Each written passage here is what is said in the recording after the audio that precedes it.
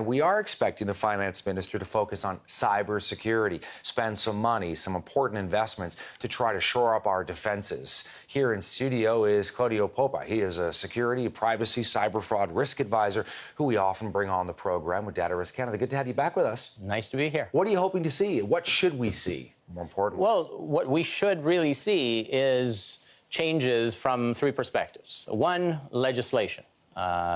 Organizations of all sizes revisit the issue of investing in cybersecurity on an annual basis, and they look at it and they say, well, what's the pain point? What will it matter if I don't invest in cybersecurity? How much will it cost us? So on an annual basis, they look for enforcement of privacy laws, for example. We need data breach disclosure.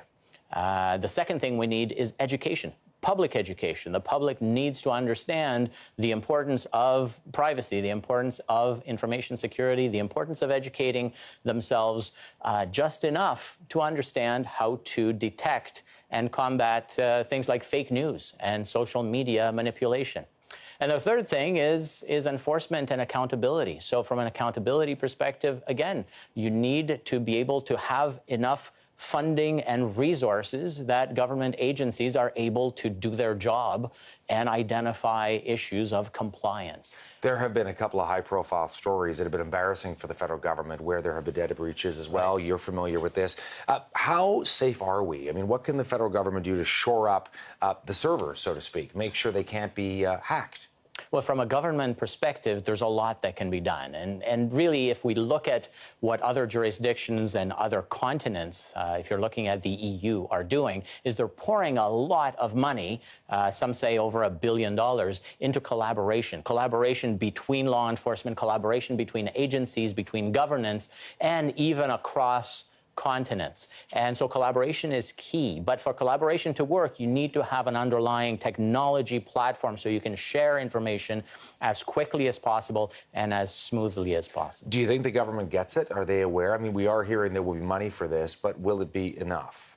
Well, it's about how you partition, how you allocate it. And so if you allocate it towards innovation, if you allocate it towards public, and by public, I mean corporations, public and private organizations that need to have that baseline level of awareness raised. They need to see return on investment, but they also need to see pain points.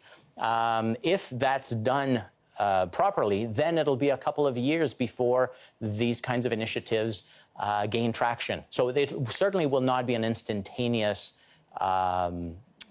reflection of what this money can buy you. It certainly won't happen instantly, but you have to start somewhere. And certainly a lot of money has been spent over the years. And the government has, to their credit, come back and asked the public, or at least some organizations, and we were lucky to be one of them, for feedback on what should, Public Safety Canada do if they had money for cybersecurity.